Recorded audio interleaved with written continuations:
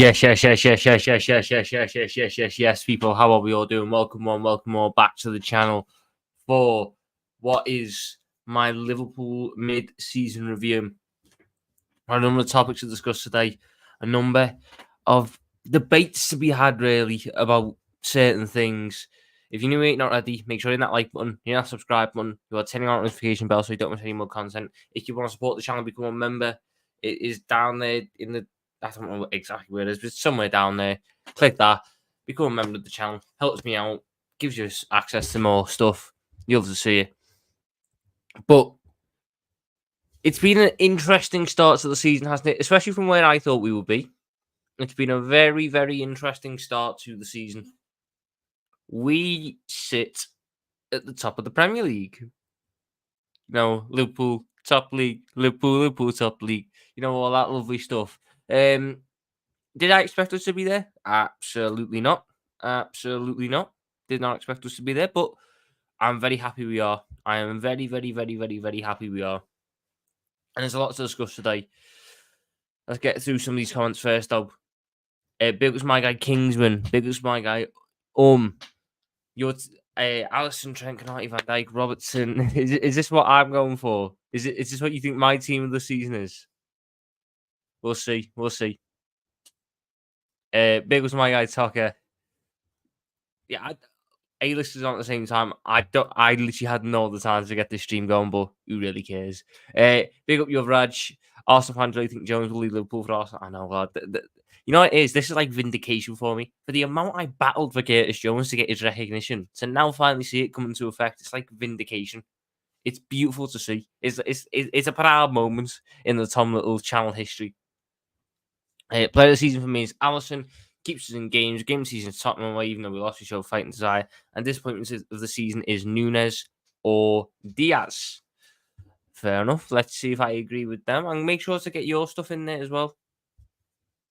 My guy, Ari, big ups. Good to see you again, my mate. Big up Prepaid Soup. Big ups Pan of Scouse, the member of the channel. Love to see that, mate. Love to see that. Big ups Fionn Murphy. Good to see you.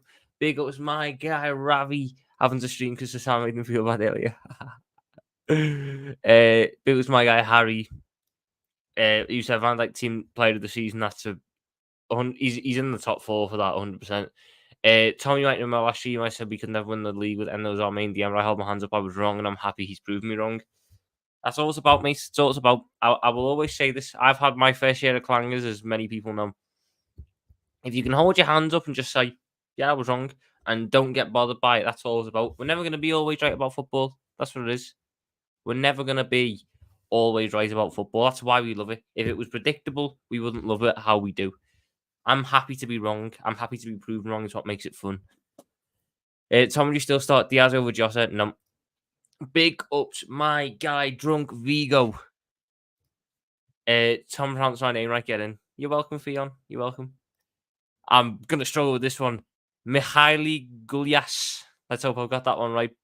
Big ups to see you from the wonderful place that birthed Dominic Soboslai and Ferenc Puskas, Hungary. Good to see you, mate. Cut you.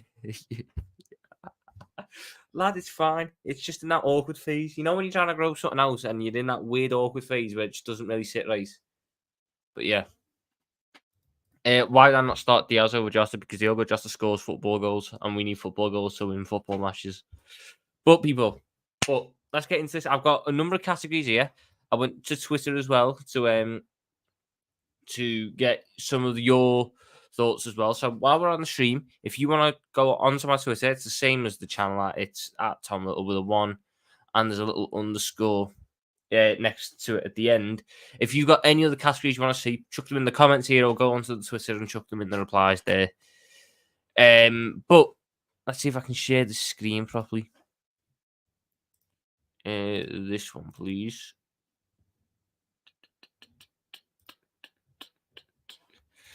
Yeah. I'm sure you and many others were pissing themselves over that. You know what it is? He showed me it off stream, so I thought he'd because he showed me off stream, so I was thinking, oh, well, he might have actually fucked it up now when he was showing me off stream. No, little bastard. Remember when people claimed Henderson set the standards, Liverpool first, Al Ettifaq at 8? But no, we're going to miss Captain Jordan Henderson. No one can pick up his leadership. Any word on the Szoboszlai's injury? None as of yet, or none that I've seen. But that might be a good thing. That might be a good thing, because if it was a serious one, he'd go straight for a scan. So, first things first, the first one we're going for, signing of the season. Signing of the season. There were 4 signings made this summer. You had Alexis McAllister for £35 million from Brighton, Dominic Szoboszlai from RB Leipzig for £60 million, Wataru Endo from Stuttgart for £16 million, and Ryan Gravenberch from Bayern Munich for about £35 million. If I shall rank them, Gravenberch sits at the bottom. That's not to say he's bad, that's not to say he's terrible. It just means all our signings have done very well this season. He's just been the one who struggled the most. Like, out of the entire 4 we've made, he's the one who struggled the most out of it. Third place. Wow.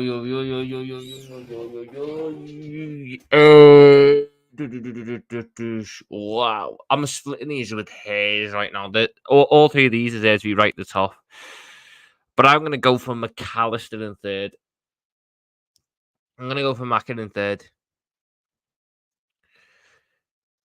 It's just the injury, caught up to him, and he struggled a little bit in the role. It's not against McAllister, because he shouldn't be playing the role that he's playing, but he has struggled a little bit in that role. So, by virtue of just how good the standard has been from the signings, McAllister sits in third. Now, first and second, you could have this go either way, but I feel there's an element of recency bias when it comes into it. And for me, I've got to go Szoboszlai as number 1 and Endo at number 2. Endo has been brilliant since he's come in. Endo has really set the bar up in terms of what we can expect from that low-end position, that DM position. He's made a lot of people eat the words. Sam. He's been very good in that role. He had a little bit of a slow start. He's had a couple of games this season where he's not really had the same impact that you'd want, but he's certainly grown into his Liverpool career. And look, if we hadn't signed Dominic Szoboszlai, he would have been quite comfortably first. He really would have been. I love the way he loves a battle, Endo, and I think that's something that's been missing from DMs at Liverpool a little bit. Fabinho loved the battle up to a certain point. In the last couple of years, he started to sort of shake out with them. So now getting that back in the form of Endo is something I'm very happy with. And when he comes back from this Asian Cup with Japan, it'll be very hard to knock him out of that starting spot. It will be. It'll be incredibly hard to knock him out of that starting spot. But for me, I've got to go Szoboszlai at number 1 because of just the overall impact. Start of the season, he was our best player for the first month. I don't think many can argue with that. Arguably man of the match against Chelsea. Then we played Bournemouth and he was arguably man of the match again. Then we played Newcastle and he was, for me, man of the match. Even though Nunez got 2 goals, Szoboszlai done the full 90 across 4 different positions. Then you had Aston Villa, man of the match. Then you had Wolves, man of the match. You could argue in the first 5 games of the season, Szoboszlai should have been man of the match in them all. Scored wonder goals, had a lot of creativity. Yes, in the past couple of weeks, since probably about Manchester City time, so after the last international break, Szoboszlai's level has dipped from the start of the season. But like I've been saying, it coincides. So when Szoboszlai started the season like a house on fire, which he did, Trent struggled a little bit. Trent wasn't really in the team. He got injured against Aston Villa, actually. So he missed a couple of weeks there. He wasn't in the best of form. He made mistakes against Bournemouth. He made mistakes against Newcastle. It just wasn't looking right with Trent. And Szoboszlai picked up a lot of that flack in that ground that was sort of lost, and made it so we didn't really miss him. Now that Trent has decided, you know what, I'm coming into my own since Manchester City away, which was when was Man City away? I need to get the dates up. Why am I thinking 25th of November? Was it really that late? Yeah, 20. So since the 25th of November, I'd say Trent decided to go, fuck it, it's my team, and really stepped up. And that's when Soboslai's performances started to dip. But whilst I do believe part of that is down to, just Soboslai's performances starting to dip from the extreme highs he was at, I do also think that because Trent is taking on that more of a key role in that midfield when he inverts, Soboslai had to sacrifice parts of his game to go and do the covering that he maybe didn't have to do at the start of the season because Trent wasn't being as adventurous with it. Soboslai still popped up with important goals. He's got us through this. He's got us through this cup run a lot. He's been very crucial in the cups. I look at it, and for me, Dominic Szoboszlai has to be the sign of the season quite easily. It's not quite easily. Endo was right up there, but for me, it was going to be Szoboszlai unless there was something major going on. I think we do need Szoboszlai to regain that form, and if you want to regain that form, I think you probably just have to move him over to the left, get him away from Trent and Salah in the nice way, so where that he can be the creative hub on the left side rather than having all three creative hubs on the right hand side. Let's get through some of these comments. Loki Endo, I can hear that. Endo price wise, Sobo for me is 1, Endo 2, Maka 3, Grab 4. I agree wholeheartedly, Theon. Endo's been our best signing since Allison and VVD. I mean, the optimism's there. I'll rate that. Has to be Soboslai signing the season for us. I agree. Sobo has been terrible. I don't think I disagree with that, Aegon. I disagree with that. Endo first has to be Dom. Endo has to be first. All of our signings have had bad patches, to be fair. Yeah. They all are. It's what happens when you come to a new club. Endo's been consistently good. He's had a lot of consistency this past month. It's just the first initial phase. No recency bias. Always been pissed. But again, this is where I do think it's recency bias because from August to end of November, Dominic Szoboszlai was arguably our best player week in, week out. Certainly the most consistent player. Endo's side foot tackle is beautiful. I agree with. Endo's the Champions League winner. Szoboszlai started well, but his performances are tailed off. Endo does the dirty work. Mac 10 number 1 for me. A little bit of Mac 10 love there from I Love Liverpool. Endo's a mix between Milner and Fabinho. I can see that. Maka back to shoulders levels. Salah's had some big goals also. Past couple of months, not weeks. Well, considering we are at the start of January, we've had a month of bad form from Szoboszlai. And even in that month of bad form, there was still some decent displays. Big up for my guy, Sam Prez. It's been a while, lad. Good to see you. Szoboszlai was always going to drop off. He started so well and a drop off. I think we will see the best of Szoboszlai now when Salah goes AFCON. I mean, that depends on the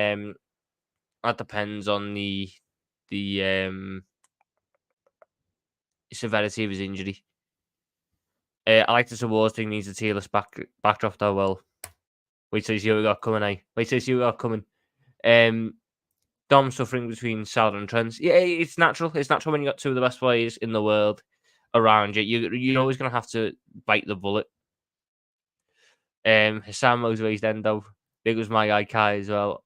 Signing the season for me is Mac. I can get that. Look, if Mac is up there, and that's fine. I just think when you look at the levels of all the others, McAllister had the slowest start.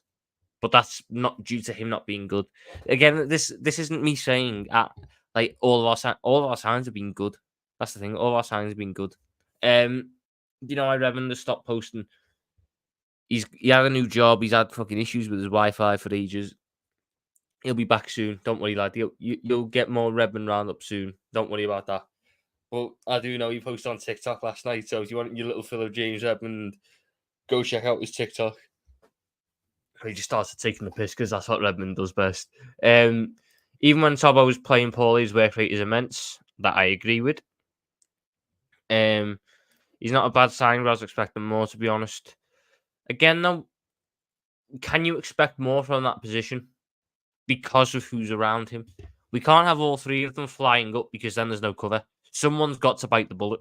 And as much as I think Szoboszlai is a fantastic player, He's up against Trent Alexander-Arnold, who is arguably the best creator in the Premier League, and Mo Salah, who's arguably the best player in the Premier League.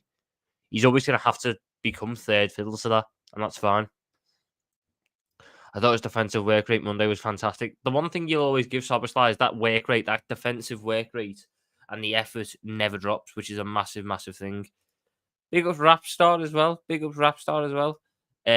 He's only 22 as well, plenty of time to improve.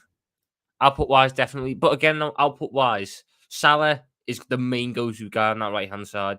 This is not me saying that Szoboszlai hasn't been poor recently. He has. The passing hasn't been great.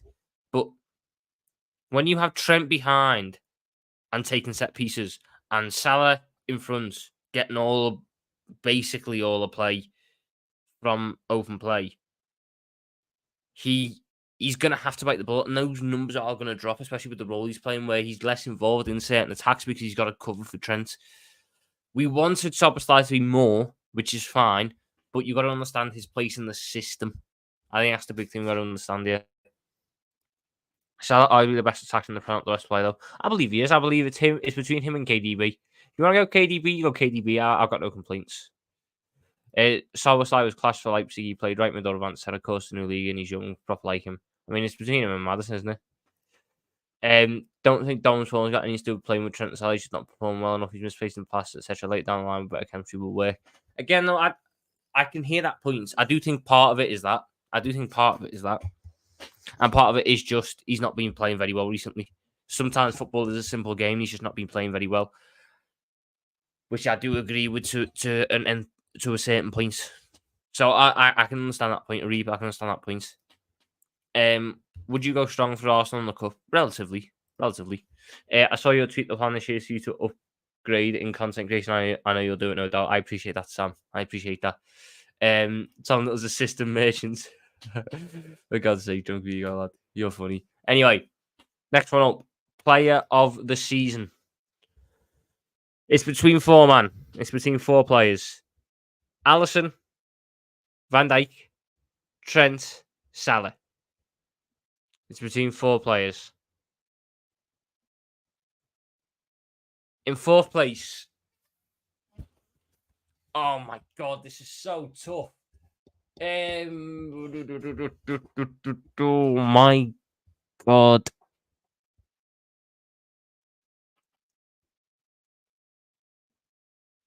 Trent's in fourth. That's not him being bad. That is just by virtue of Van Dijk, Alisson, and Salah have had this level from day dot of the season to now. From day dot to now, Salah, Van Dijk, and Alisson have held this level. That is undoubtable in my mind.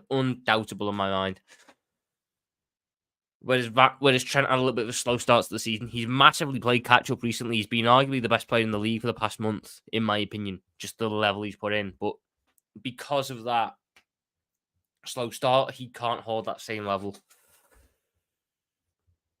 Third.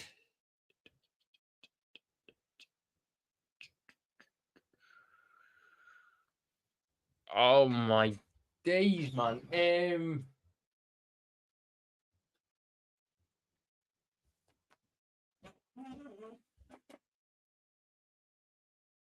Alisson. I can't believe it. Yeah, it's Alisson. Oh my God, that is so difficult. Alisson Becker is Alisson Becker. The reason we play the way we play is because of Alisson Becker. That to me is undoubtable. But when I look at the levels that Salah and Van Dijk have reached this year in terms of outfield play, like I said, we're splitting hairs at this point. Neither one of Salah or Van Dijk have had a game as bad as Alisson at the Etihad. Neither one of them have. And whilst Alisson's quality with saves and everything has been 100% there, arguably better than ever. I have had a gripe this year with the way he passes the ball sometimes. I've got to be honest. If you want to put Alisson top, you put Alisson top. I'm splitting hairs here. He's going third for me. Next week, he could be top. Like that's how tight it all is. In second place,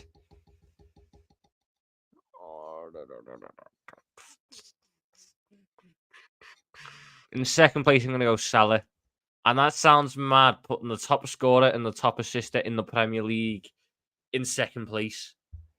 But as Arib said here, Salah has had games this year where he struggled to get into it. Our attack has at points struggled to get going. That's not solely on Salah, but when I'm trying to break down Player of the Year, that has to be a factor that is considered. And the fact that our attack had one goal in an entire month, and Salah is the focal point of that attack. You know, they failed to score each night. There were other moments in there where you look at it and go, Salah could have done better. Salah is and always will be the output machine that we need. He's top scorer and top assister for a reason. But when I'm doing this, it's the moments like that where I look at it and go, that's what just ever so slightly edges it. So by process of elimination, number one this year, my Player of the Year is the captain, the newly appointed captain this year, Virgil van Dijk. I think he has been as close to his best as we will ever see. After the knee injury, this is as close to the best as we'll ever see. The captaincy, I worried, could be a bit of a harm to him. It's been, in fact, the best thing that could happen to him. It's really benefited him. He's come on leaps and bounds since picking up the captaincy, which is a massive, massive boost.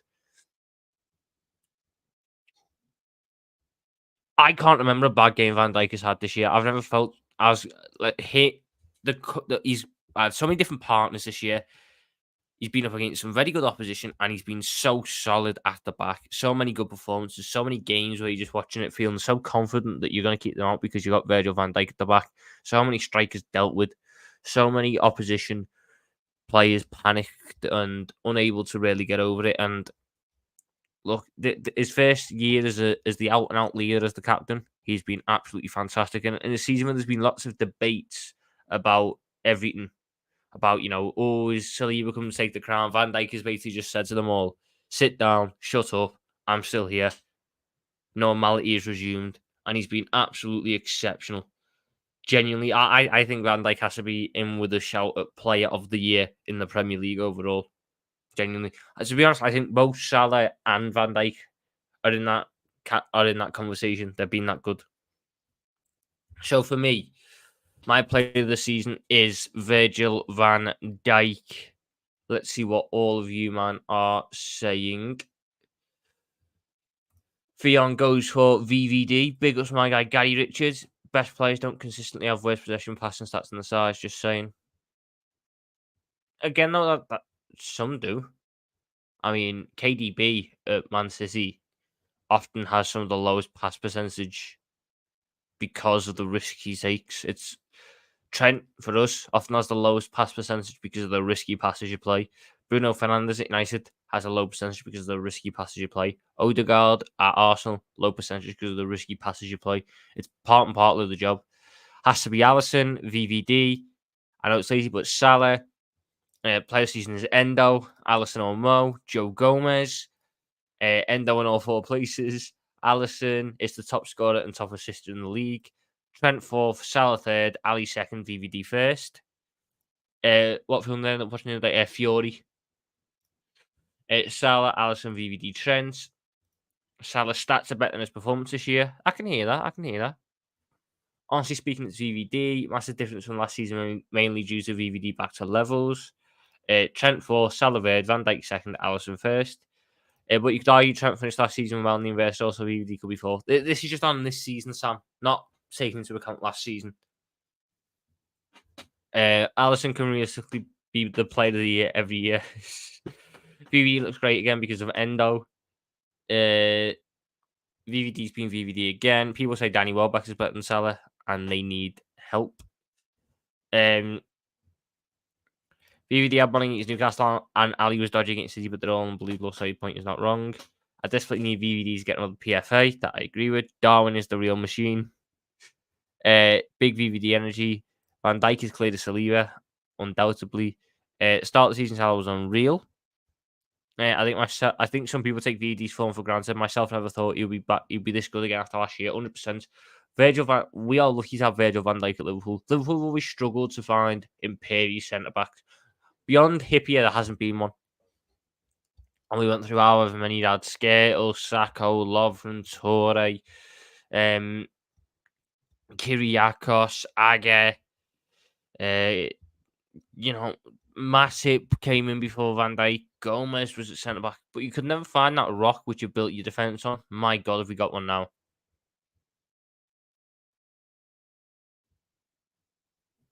VVD just looks pissed off dudes compared to Martinez last year.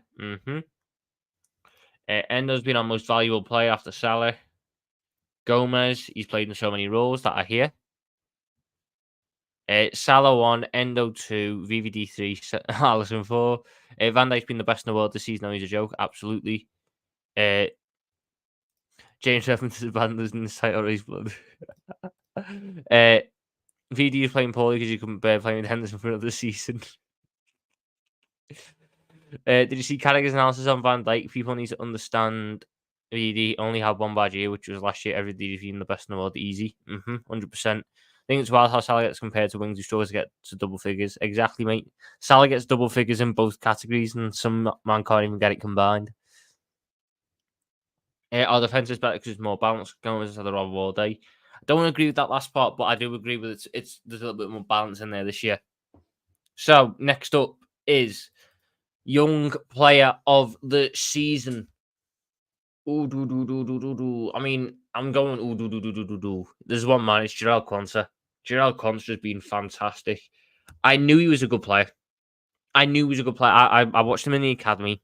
I know he went out on loan to Bristol Rovers last year, and whilst it was a bit of a stop-start one, he got the experience he needed in it. By the way, it will be Jones, but Jones doesn't qualify. It's under 21 only. Under 21 only. So I look at Quansah, and it's a player who's had to step into the side. Sometimes, I mean, his first start was away at Molineux, which has proven this year to be one of the toughest away grounds in the Premier League. He had to come on against Newcastle when we were 1-0 down up against the Kosh with 10 men. He's been imperious in the Europa League, probably the best player across the entire Europa League campaign, all things considered.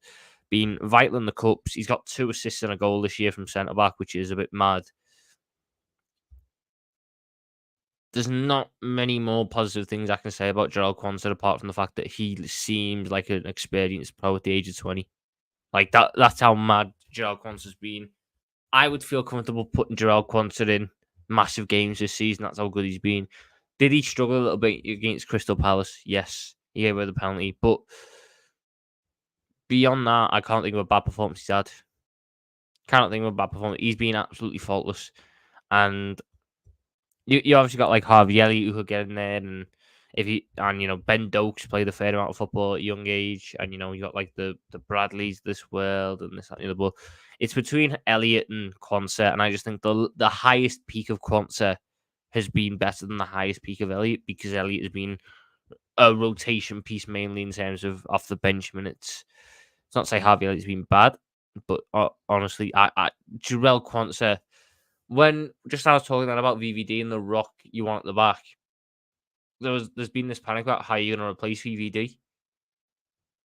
Quansah looks exactly like him. Quansah plays exactly like him, and that gives me so much confidence. So much confidence. Best young player is easy. Virgil van Quansah. Jones, obviously that was before I stated the age thing. Quansah. New Rio Ferdinand, Elliott, Quansah, Elliott, Quansah, or Harvey, Quansah, Elliott. He's only 20, which is mental considering he's been around for ages. That's the mad thing. I mean, he made his debut at 15, didn't he? Mental. Us being in Europa is massively benefiting rather than just academy football. That I agree with. Thought Harvey was that's a good sign. Massively. Elliott and Quansah are hard to split. They've been so good. Love our squad, 100% agree. Young player of the season, Endo, ignore the fact that he's 30. Tom Little has an agenda. Fair enough. That's what you believe. Are you bothered if we don't sign anyone in January? A little bit. But not like, it's a disgrace. But will be a little bit because I do think there's areas that you can improve on. Quansah's been better than Canate. I can't disagree, Tom.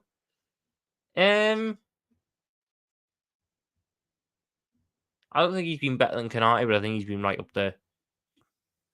Nunes should play right wing. I think Justice should play right wing while Salah's gone. Next up, what's next up? It is the best individual performance. The best individual performance. So this is just a single player's game. So it's, obviously you can see the next one is best team performance, but the best individual performance.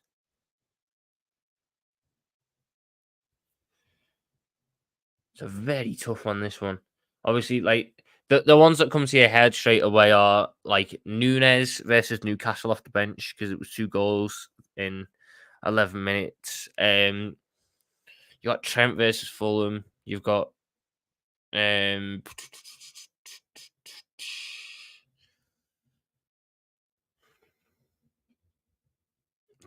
like Curtis Jones against West Ham in the cup was a fantastic one.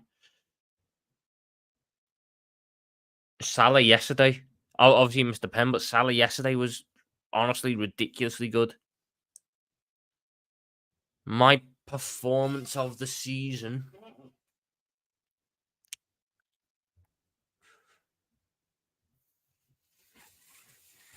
This is incredibly difficult. This man.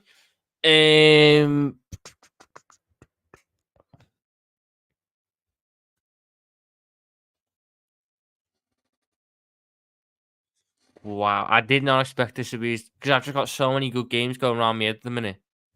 I'm thinking of Dominic Soboslai. He's had so many this season. Villa. I think he was fantastic at Wolves away. Even like Kieran said here, Allison against Newcastle pulled off the save of the season, made 7 saves. Like, that's got to be another one for consideration.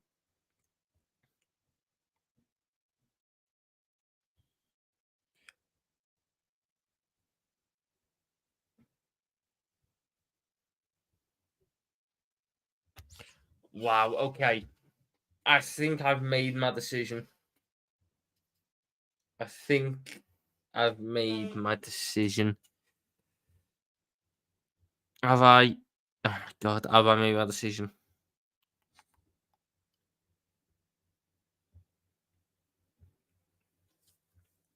Oh, come on, go pay the ball and go point. Right. So, my performance of the season goes to. Right. So, third place for me. Third place for me is Nunes versus Newcastle. That's third place for me. Second place is Jones versus West Ham in the cup, and top for me is Trent against Fulham. Trent against Fulham was the best individual performance for me this season. I thought he was fantastic. Obviously, we sit there and go, oh, we'd like, defensive thing. I don't think he's a fault for any of the goals there. And attacking wise, honestly, a joke. He's honestly an absolute joke. He's an absolute joke of a footballer, Trent Alexander-Arnold, an absolute joke.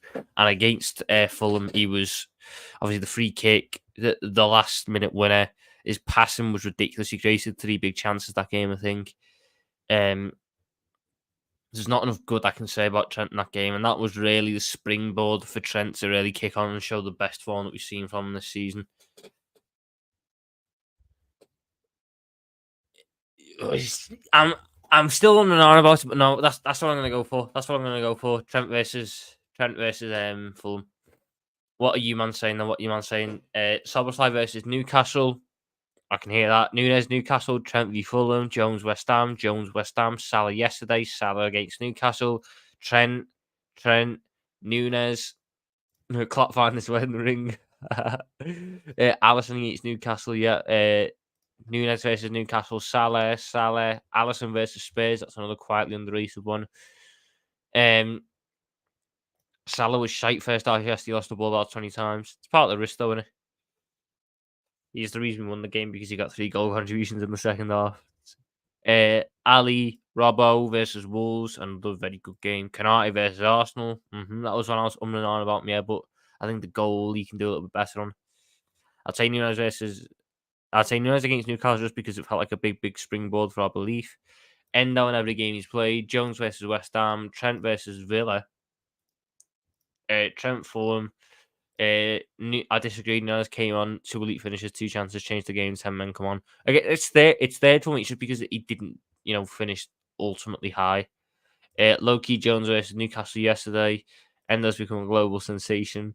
I forgot about that game because he was poo. Trent was very good against City. Also, don't let the dribbling stuff fool you. Yeah, Trent was very good. Do you drink? Yes, Charlie. I drink. I drink I do enjoy a drink. We'll say I do enjoy a drink. Gomez versus Arsenal, even though we drew against Arsenal, Gomez was very good. Next up is best team performance. To be honest, I think there is only really one candidate for this one, and it's the 3-0 winning against Villa at the start of the season. From minute 1 to minute 90, we dominated. And the defence was faultless. There's other contenders in there. Obviously, the game yesterday is a contender for it because of just the sheer amount of chances we created. I mean, we broke a bloody record, for Christ's sake. West Ham in the Cup 5-1, brilliant. Even the only loss we've had this season in the league, the Spurs 2-1 game, I think that was a real turning point for people because they went, hold on, this team's got mentality. We deserve to get out of that game of the draw. All the referees were against us that game. Everyone went against us, and we genuinely nearly won. That's honestly a contender to be the best team performance because of everything that went against us. But I go Villa because from minute 1 to minute 90, we absolutely dominated the team. That this season would be one of the best in the league. This season they've been one of the best in the league, and we absolutely snotted them. I don't remember Villa having a good chance. I don't remember, Villa, putting their foot on the game and penning us back for periods. It was just Liverpool, Liverpool, Liverpool, Liverpool, Liverpool. And that game could have ended 5, 6, 7. And look, when you look at these sort of things, a clean sheet is important. A clean sheet is very important. And we got one that game. And I think the thing to remember about the Aston Villa game, which I think people have forgotten, that game was without Van Dijk. Van Dijk was suspended for that game, so it was Gomez and Matip at centre-back, and they were faultless. But let's see what you man are saying here. Best performance of the season is Liverpool versus West Ham. I hear that. Can't remember the game, but Alisson had a crazy performance. That's probably Newcastle or Spurs. West Ham, Villa, Newcastle, Villa or West Ham, Spurs. Films from Constantine Jurgens, maybe, mate, maybe. Aston Villa, do you think we go weak against Arsenal? I think we just find the middle ground for it. I don't think people are deep in what we did yesterday. The best attacking display all season, regardless of the missed chances, bleed them for 90 minutes. We created so many chances. I'll touch on that in a bit, but yeah, the attack yesterday was ridiculous. It's Spurs lad we show fight after everything going against us, didn't drop out our bonds. That's a massive factor in the Spurs one, 100%. That Spurs game is the game that's given people a lot of confidence about the season, and rightly so. Spurs, Villa, the Szoboszlai goal against Villa was a joke. Newcastle couldn't have complained yesterday if it was double figures. That is also true. We look back to our best against Villa play, we get that form back second half of the season. If we get that form back, it's over the league. It's over the league if we can start consistently playing like that. What if we can play like we did yesterday, but start not kicking it at the goalkeeper? Game of the season. For me, game of the season is the game from yesterday, the 4-2. It had everything you wanted in the game. It was exciting for the neutral. But in terms of just a pure attacking display for 90 minutes, that game against Newcastle was an absolute joke. We were faultless in the attack, barring the missed chances. Everything from middle to final third was superb. Just didn't score. That for me gives me so much confidence about the season. That was for me undoubtedly the game of the season. Every single attack we looked dangerous. Players who've been off form a little bit this season looked on it. You had fantastically well worked goals, fantastic performances from all around. that for me, yesterday was game of the season quite comfortably. And I think even Klopp acknowledged that, I don't think people understand how mental 7.5 XG is. 7.5 XG. That is the equivalent of 9 penalties, I think. Like 9 penalties. We created as many chances as 9 penalties. That is mental. Absolutely mental. I mean, there's other contenders, but obviously the game of the season you could go for West Ham in the cup. Good performance. It just felt like a little bit of a because it was a cup quarter final, which they didn't really play the strongest defense in. Fulham, obviously, the reason I don't want to go for that game is because there was a lot of mistakes in that game, a lot of mistakes, which sort of pull it back. An entertaining game, sure. The Fulham game was a very entertaining game, but not for me the game of the season because I think you have to find the right balance for game of the season. Any other one? Obviously, you got the Newcastle away game that had the best peak of the season, 100%. But in terms of the overall game, it wasn't that great. So for me, it's got to be the game from yesterday. The game from yesterday is for me my game of the season. What are you lot saying now? Game of the season is Liverpool beating Fulham 4-3. Yesterday, do I smoke? No, I do not smoke anything, mate. Most entertaining was both Newcastle, spot on. Salah actually ruined Dan Burn. Dan Burn couldn't handle him. 5 on West Ham 4-3. Fulham was crazy for me. Showed class and quality, and then heart and desire in both games in different situations. We've been starved from our attack being poor recently. No clicking to see that yesterday. So many chances, giving massive hope. Diaz like Suarez dribbling yesterday. Hopefully, he starts playing like that more often. Game should have been done at half time. West Ham because we score for fun and the whole team looks so fluid. 4-3 Fulham, and then I'd love to see you collab with Courtney Needy. I'm a big fan of her content. I think some of the in stadium stuff she does is brilliant. Maybe it'll happen later on down the line, lad. Maybe it'll happen later on down the line. Our season depends on how our attack clicks like it did yesterday. If our attack plays like yesterday, we'll never lose a game. The bad thing about our attack yesterday is it clicked in everything but the phase you want it to properly click in. And imagine if Nunes had buried 2 of those chances, and Salah had maybe took another one of the chances that he had. He's all of a sudden looking at a different game. Like the attacking threat that we've been going on about all season having is we've been saying it's frightening because it is frightening. If it comes off, it is the most terrifying attack in the world. One word to describe Nunes' performance yesterday.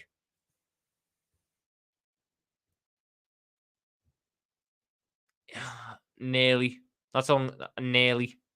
Everything bar the one aspect of finishing was perfect. His link up was fine.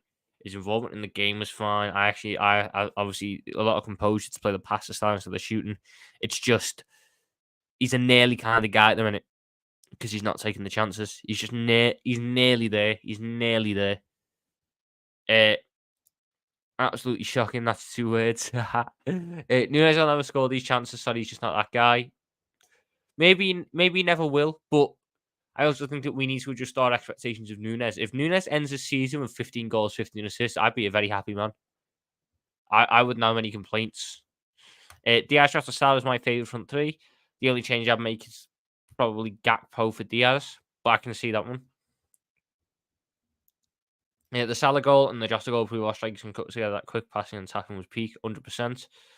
Big up K-Mac channel, Heskey on Nunes. Mad how the Bradford missed it. It was a pen yet. It was uproar. I don't know. It's a pen 100%, but I don't think he had missed it was a pen. Confusing. That's another word that can work. Nunes should try and keep it with work trust. I think that's what he does now. I think that's just what he does. I think he just hits it, which is fine. It's just on other days he gets a little bit more luck with it. Do you think we need to rush to work with Nunes on finishing? I doesn't need to learn to finish. Nunes can finish because we've seen it against Newcastle. This is why I don't agree with the he can't finish notion. He can finish, it's just not consistent. It's composure to mentality thing. That can be worked on. He shows me composure in moments. He's a nearly kind of guy. If you can get it to all click together consistently, That's when he takes the next step. But he doesn't need to learn anything because he's got it all. The whole team play for the Curtis Jones goal was so clean. That one and the Salah goal, the first one, both of them were ridiculously good team goals. I'm finding that Tom Salah's that guy, and we're lucky to have him. Honestly, Darwish hates the clowns who wouldn't be too without him, top without him because he causes so much havoc for our opponents. Almost, I agree with that one. No, I'm not saying you can't. Saying maybe work on it. I don't know how much work you can do though. I think a thing with strikers is you can't do too much work on it because then you'll start taking away from what you can naturally do. When you're a striker, natural instinct has to take over for the most part. You can't overly train that, otherwise you'll lose some of the good things he's got. I know he can finish. I don't know how to train him to make it more consistent. If you can train him to make it more consistent, that's what you should do. Has Jota lost some pace? I know he looks overweight and stuff. I don't think he's off pace. I just think he's always been this type of player. I don't think he's never been a quick player. Questions on the still back Nunes or striking? So I'm still fine with Nunes. I'm still fine as long as you keep Salah. I'm fine with Nunes. Next up, most surprising player this season. For me personally,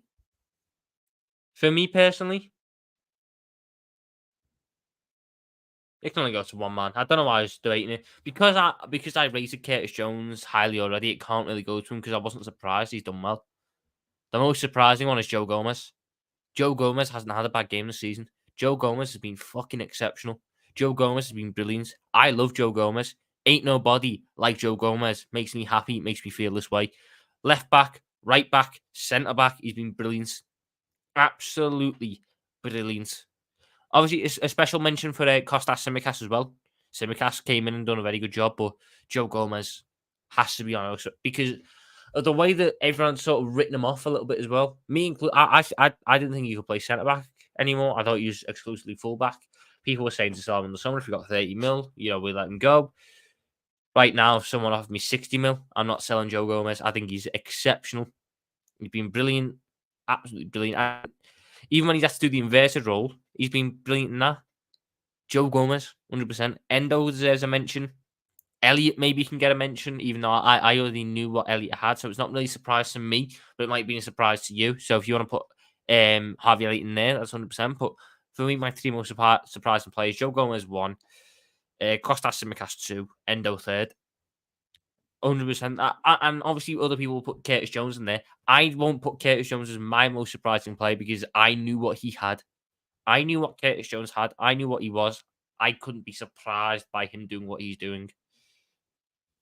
And Matip as well. Like BW said here, Matip, people were saying it about Matip last year before the injury. Matip was brilliant as well. What else you got said? Gomez, Joe, Gomez, Tsimikas, Nunes or Josu's tougher.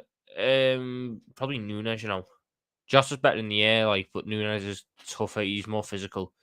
Gomez, Matip, Gomez, Endo, Elliott, Gomez and Jones, Endo. He'll score and I will watch it. I'll be there for Joe's first goal. It's a last minute winner. Joe Gomez's first goal will either be an absolute fucking screamer or one of the worst goals you've ever seen off his arse. There's no in between. Keep him and Jones away from that fraud Southgate. Endo, Matip. Can't wait for the senior when Gomez scores his first. Elliott definitely has a shout. Not had one bad game this season. Changed the game every time he's gone off the bench. 100%. I'm not surprised. I know say he's a Champions League winner.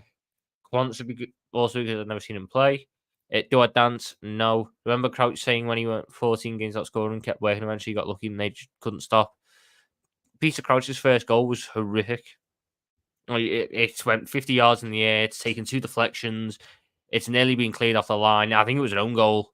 It was an absolute car crash. But like you said, that once you get that first one, it all just starts to flow. Gomez, Elliott with a car crash last year, so this year 100% improved. I hear that. Most disappointing player. We've been very positive so far this stream, and rightly so. We're going to get a little bit negative now. Most disappointing player.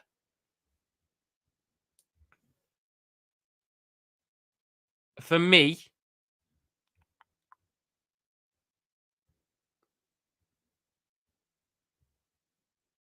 between two players. It's between two players. It's between Ryan Gravenberch and Luis Diaz. Now, Gravenberch, I don't feel comfortable giving it to because he's new and because of, we didn't really have a preseason and everything. But then again, I don't feel comfortable giving it to Diaz because his dad was fucking kidnapped. And that probably does play a part in it. But if I'm being 100% honest, Luis Diaz has been the most disappointing for me because I know what he can do. I still know what he was like in that 21-22 season. Obviously, he's coming back from an injury. And obviously, he had the traumatic family stuff happen. But yesterday showed me what Diaz can be. Diaz had his best game of the season yesterday. But for the large part of this season, I didn't want Diaz playing because I didn't think he was offering us anything. You watch what Jota was giving us. You watch what Gakpo gives us in the attack. You watch what even Nunes provides, even though he misses fucking chances. Chance after chance after chance. He still provides you something. Diaz wasn't doing much of that. Gravenberch is 100% another name to go in there because when you put him in it instead of who he's there for. So when you put Gravenberch in for Curtis Jones, the team looks worse.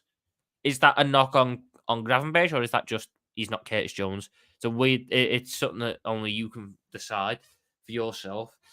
Gravenberch has got a little bit more leeway because he's new.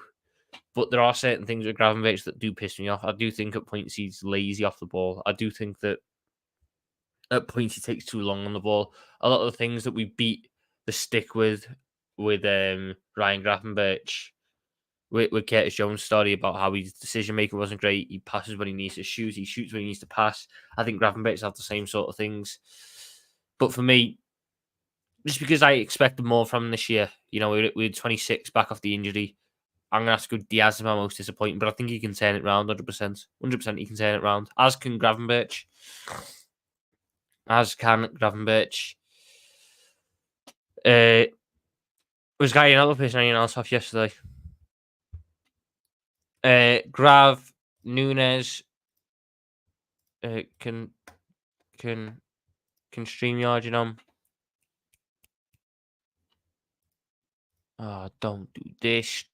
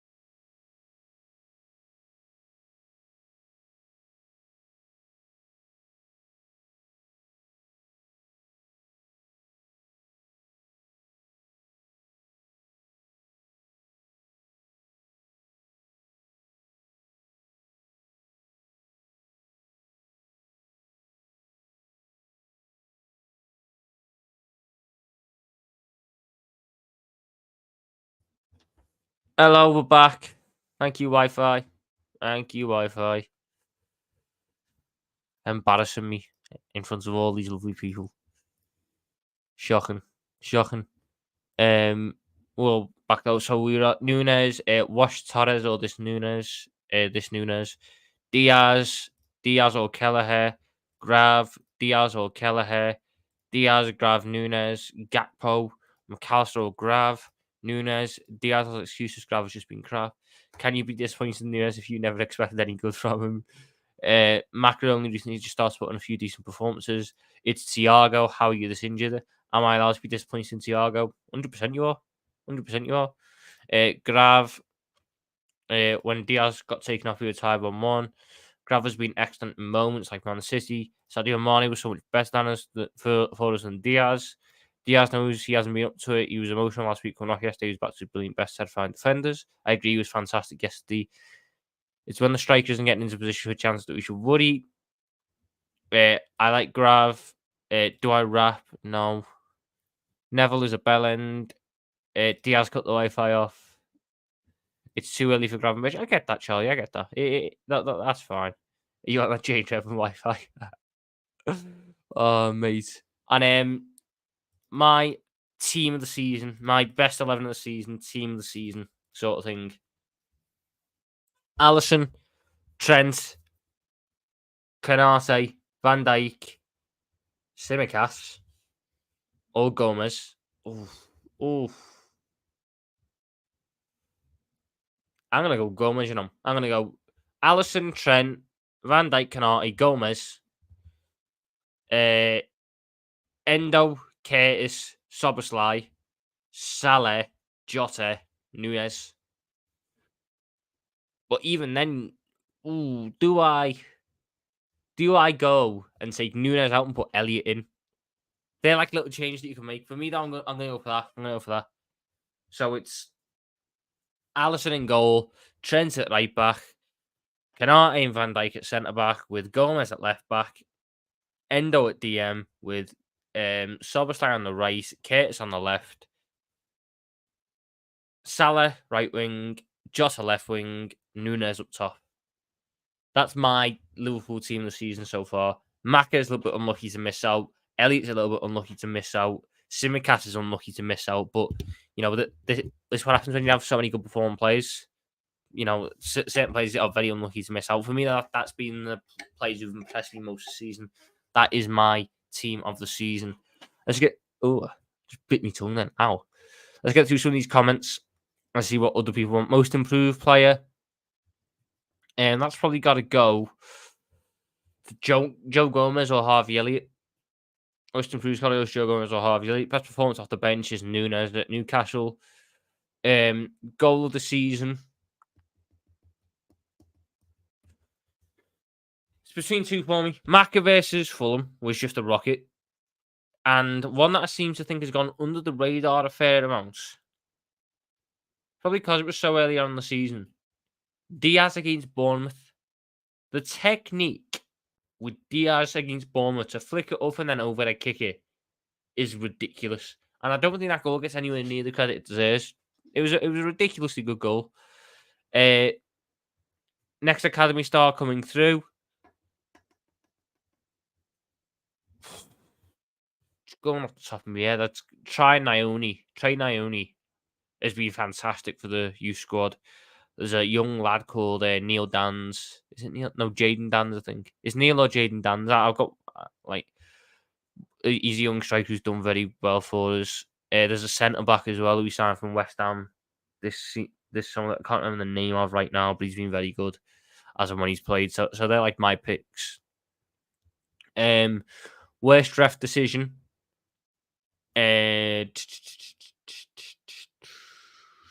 Worst ref decision. You had some absolute clangers. I'm not including the Diaz versus I'm not including the Diaz versus Tottenham one because that wasn't the referee's fault, that was VAR. Just on its own, worst ref decision. Either the Odegaard handball or the McAllister red card. The McAllister red card for me is a disgrace. And I know it got overturned, but the on-field decision was a red card, and I'm going by that. If we don't include that one, then it's the Odegaard handball or probably one of the red cards in the Tottenham game because both of them were bollocks. But for me, it's the Maka red card that I look at and just go, well, there's no way you can make that decision that poorly. Because that happens at least 5 times a game and it's glossed over. Like, it was just shocking. And Jones' red card's up there, as Ant and Hez are saying. You know, it's a shocking decision, that one, because he's won the ball. Momentum carries him over. There's nothing he can do about that. I don't like the way VAR handled it. Like, it's shocking the way the refs have been with us this year. But it's very telling to me that we're top of the league, despite it. They're just a second yellow as well. You know, that Tottenham game is a disgrace of a game in itself, and that's why it's one of my games of the season because we so nearly, smashed it. No decision could be more than Bernardo Silva doing a WWE move on Salah last season. You're not wrong there. Do I cook? Yeah, I cook, Charlie. You're asking a lot of lifestyle questions that I quite like it. It's a nice little segue. Comparing preseason expectation with expectations now and predicting the rest of the season. My preseason expectations were third, Europa League win, Carabao Cup win. My expectations now, Premier League win, Europa League win, Carabao Cup win, go far in the FA Cup. I think we could be on for a quad. I think we could do. It's not what my expectation. I don't need to change expectations massively throughout the season. I'll probably go second now. The only change I make for my starting expectations, I'll go from third to second. But what I think this squad can achieve is the quad. I really do. I think this squad could achieve the quad. I believe it could go far in every single one of those competitions and win them because we have depth that I believe rivals the year we did the quad. But this time, our manager is managing it better, which to me goes a long way. And you've got to consider the fact that you're going to have Robertson coming back. You're going to have Costas coming back. You're going to have Thiago hopefully coming back. Bajcetic coming back. All these players who can come in and have a positive impact on the squad. They all come back. There's no limit to what the squad can achieve. Honestly, it's a frightening prospect. But the final thing we're going to do is ratings. We are going to rate every single Liverpool player this season from 1 to 10.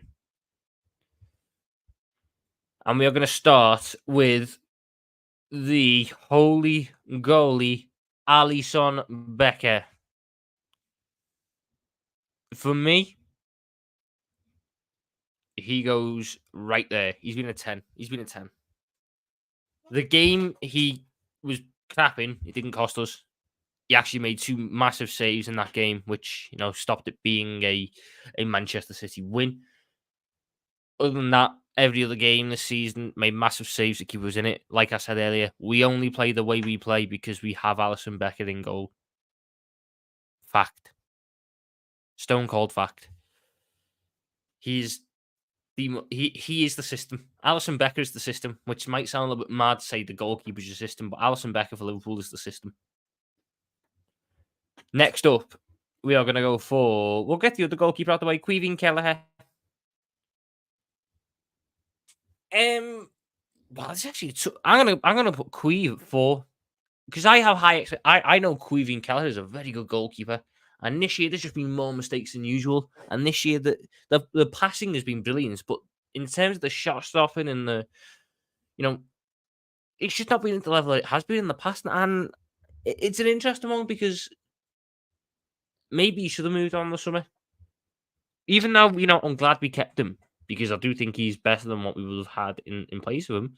Maybe on a personal level for him, he needed to go. But for me, Queeveen Keller's got to go for. Obviously, in the Premier League games he played, he kept the clean sheet against Sheffield United, where he had a real howler against Fulham.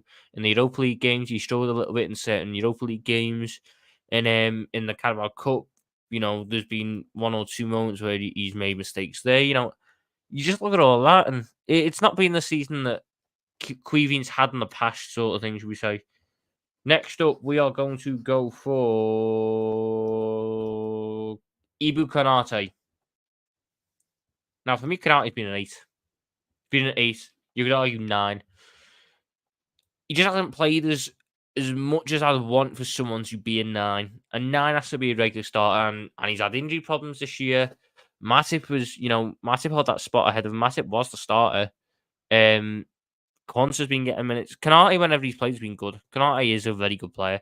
The build up from the back has improved massively this season, even though there is still just a little bit to be desired compared to Joel Matip. But defensively, he's putting some of the best displays I've seen from him in the Liverpool shirt in Ibu Konate. Absolute rock at the back. I think he's absolutely exceptional as a centre back, and the fact he's only like 23, 24. To have him tied down for the next 5 years is going to be a joke, man. An absolute joke. Next up is Diaz. I'm going to put Diaz at 5. Start the season well. Fell off massively recently, but had a very good game. yesterday, which gives me a little bit of hope. I think a 5 is a fair place to go for Diaz. You could argue a little bit low, but I'm going to put him at 5. Next up, we are going to go for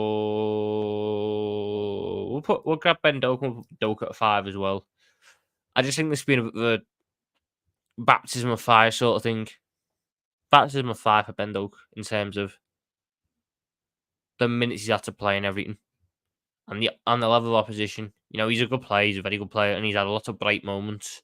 But there's also been certain games where he just sort of fades out of it, which is to be expected from a young kid. Now, obviously, he's out for probably the rest of the season with a meniscus injury, which is quite disappointing. But look, Ben Doak's had a decent season. He's had a decent season, not more, not less. We are going to grab next Gravenberch. Gravenberch is also going to sit in that 5 category. Again, a player who's been bright in spurts and bursts and moments, but overall has left a little bit to be desired. But he's still got a element of leeway because he's recently signed, didn't have a pre-season, and he's done a lot to endear himself to Liverpool fans because he's been so desperate to work out. And maybe I'm being a little bit harsh on Grav. Maybe he could be a 6. Maybe Diaz could be a 6. Maybe Doak could be a 6. But this is just how I see it. 5 for me is like average. Slightly disappointing if you're a higher player. Next up, we are going to go for...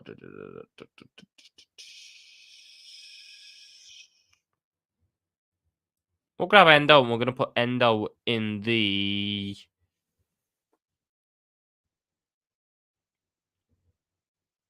I'm going to put Endo in the 8 as well. Very close for 9. Endo is very close for 9. But just because it's only been the last month, I can't really put him above that.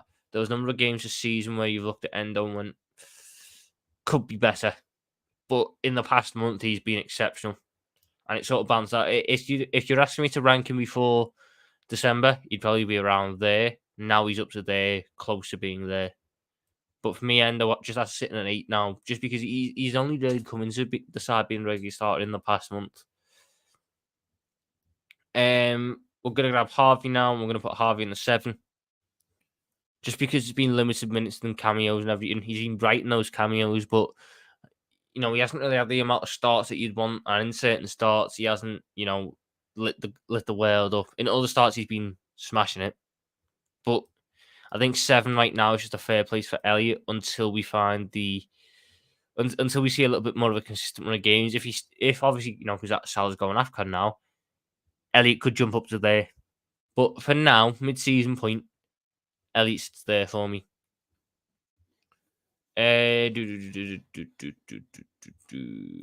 Matip can go in the 8 as well. Again, the injury in the last, the ACL is probably what stopped him getting up there. For me, Matip has been fantastic this season. I thought you were brilliant. I thought the build up from the back with Matip is some of the best in Europe. And I'm a bit gutted because it is probably the end of Joel Matip at Liverpool. Obviously, he's in the last year of his deal, 32 now, bad injury, probably not going to sign a new deal. But he gave us a hell of a 4 months to end on. A hell of a 4 months to end on.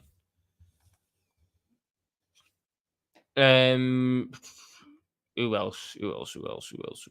Gakpo for me. 7. I have a lot of sympathy for Gakpo because he's had to do a lot of shit minutes in midfield and with crap 11s and this that. Gakpo for me should be in our starting front three.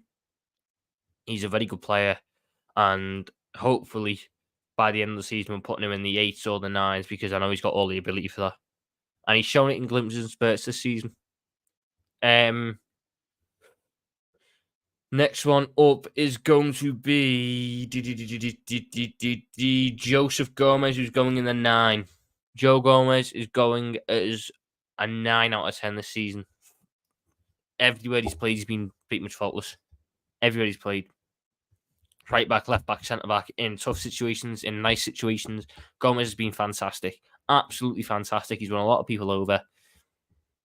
And I think he's earned a lot of respect this season, which he does deserve. You really deserve Joe Gomez. Robertson's going to sit in a 7 just because I thought he actually started the season quite well, Robertson, and then he's been out since like September. So I can't really put him high. You could argue he goes there just because of the injury, but I thought he was actually quite good at the start of the season. So for me, Robertson sits in at 7.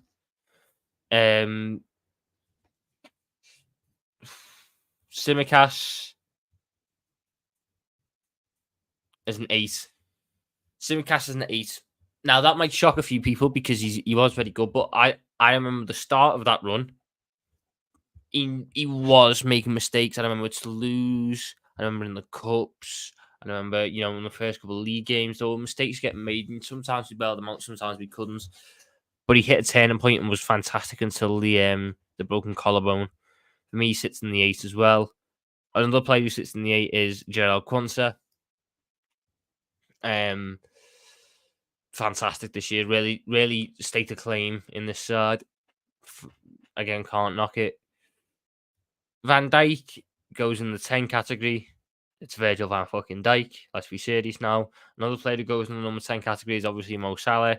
Top goal scorer in the Premier League. Top assist in the Premier League. Most important player in Liverpool's attack. 100% he goes in there. Now, interesting list of players remaining. Trent Alexander-Arnold, I'm going to give...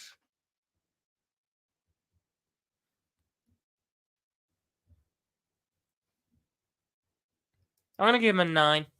Now, that might shock some of you. But for me, it's the start of the season where there were mistakes getting made, where he wasn't in the best of form. When I compare him to Alisson, Van Dijk and Salah, who didn't experience slow starts like that, I can't put them in the same spot. Trent Alexander-Arnold is the split line. He's almost there. And I'm sure by the end of the next month, he is there. But just because until about October, we weren't really seeing the best of Trent, I can only put him in the 9. Like, he's top end of 9, but he's just 9 for me for now. What else is there? We are going to move... we'll go Nunes next. I'll put Nunes in the 7.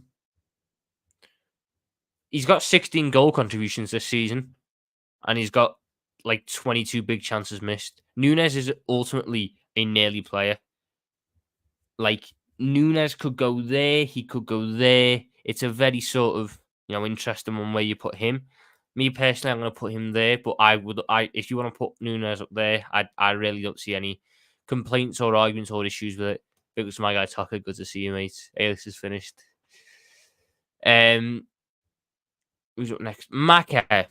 Maka's also going to go in the 7, which is literally just because of again, just the slow start, you could argue. If you want to put him up there, I could see it. But for me, Maka probably sits just there. Again, near the top, ready to jump in once he gets back in the side. Curtis Jones, for me, has been a 9 this season. The only bad game he had was Man City away. And that was coming off the back of near on 2 months without a Premier League start.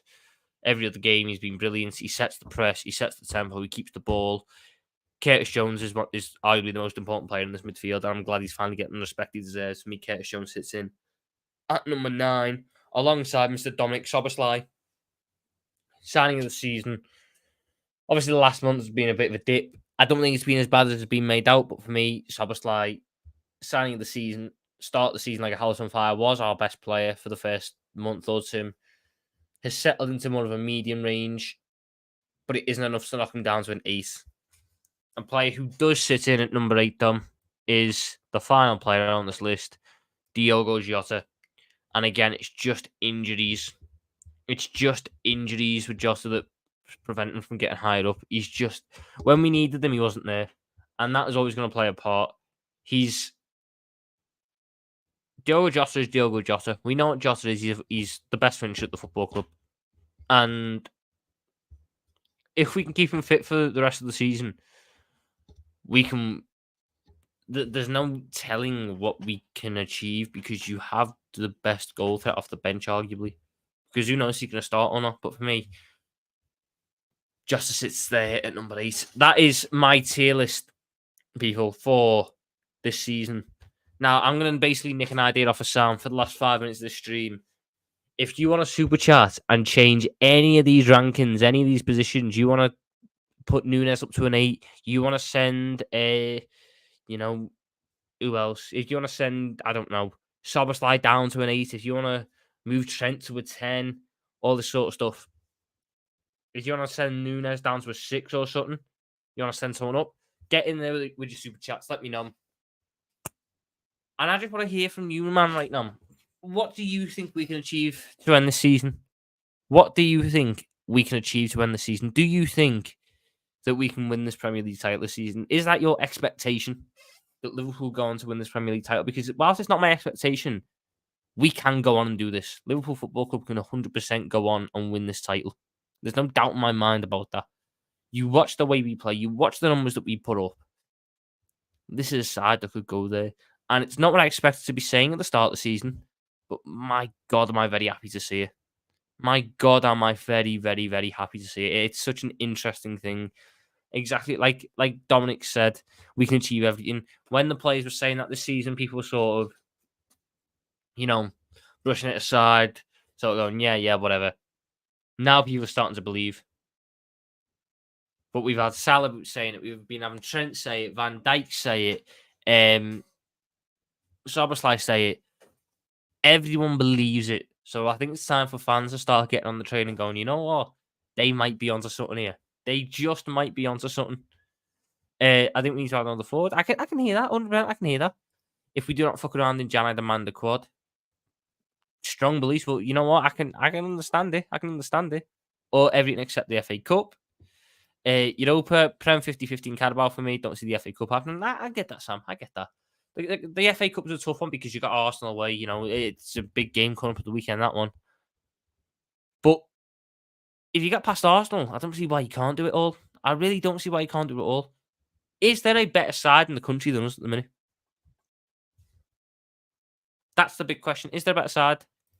Our squad depth is currently the best I've ever seen it under Klopp. With the right rotation management, there's no reason why we can't win everything. Exactly, Arif, exactly. And you've got to consider, like you've just said there, the players who are going to come back into the fold, Thiago, Robbo, Bajcetic. Maybe there's a January edition or two to come in there. All of a sudden, it's looking very different. All of a sudden, it's looking very popular. And all of a sudden, Liverpool Football Club go on to achieve mad things this year and make me look like a proper dickhead for suggesting Jurgen Klopp out. But we ignore that. We ignore that. Premier Europa. I get that. In FA Cup, we got Arsenal away and City. Very dodgy, I'm on. When have we got City? Yeah, we've got City in March. Don't think the FA Cup's going to affect that. Too much energy can be wasted. I disagree because you're going to be playing a lot of the rotation pieces. This is where your squad depth gets relied on. Got to bear in mind as well, if Arsenal go full strength against us, then that's going to be, attacks on their legs. So, got to consider all this. We're better than Arsenal. We can do them at the Emirates. I hope so, Harrison. And I do believe we are better than them. Thiago will honestly be the game changer. He'll be our KDB return, 100%. Even though I'm someone who wants Thiago sold in the summer, and I do still stand by the reasons I wanted them gone in the summer.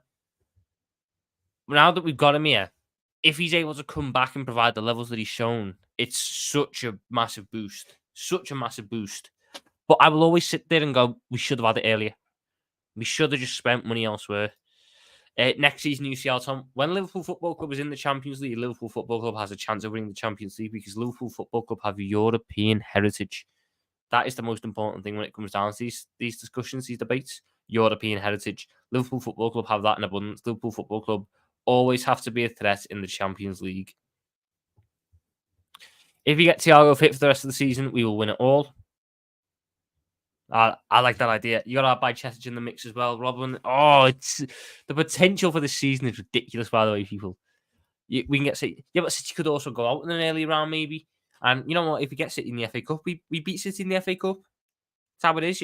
If you want to be the best, you got to beat the best. And so I don't want to start, throwing away cups because one of my favorite things about that quad season, even though we didn't get everywhere in terms of, winning the Premier League and the Champions League. The fact that we were in every competition and the momentum boost it gave us was massive. It was massive. And I don't think that can be understated. Yep, no need talking, no need. I've apologised for this plenty, man. I've apologised for this plenty. Can't wait to see Thiago and Stefan Busquets by Chesic back. That honestly, mate, the potential is frightening. Am I drunk? No. We've conquered all of Europe. We're never going to stop. From Paris down to Turkey, we've won the fucking lot. But Paisley and Shankly, the fields of Anfield Road, we are low supporters, and we come from Liverpool. LA, LA, LA, LA, LA, LA. Exciting times ahead, not going to lie. Agree, actually, throwing cups away is awesome mentality. Big fish to fry merchants. Exactly. Cups. The reason we have such a good squad this season is because we've got cups. The cups are the big thing. I'm not even opposed to extending Thiago if we use him just as a luxury player management properly.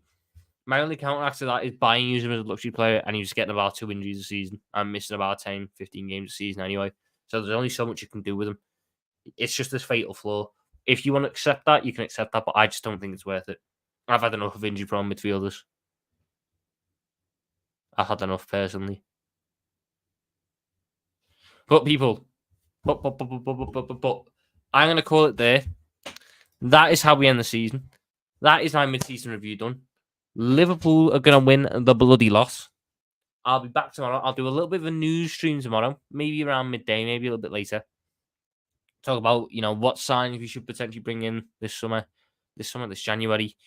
A little bit about, what team I'd put out for Arsenal. Hopefully we get an update on Soboslai sort of thing. But yeah, I'll see you all tomorrow. I appreciate the love and support today. If you're not already, make sure you hit that like button, you hit that subscribe button, and you're turning on the notification bell so you don't miss any more content. Love yous, leave yous, in a bit, to bloody raw.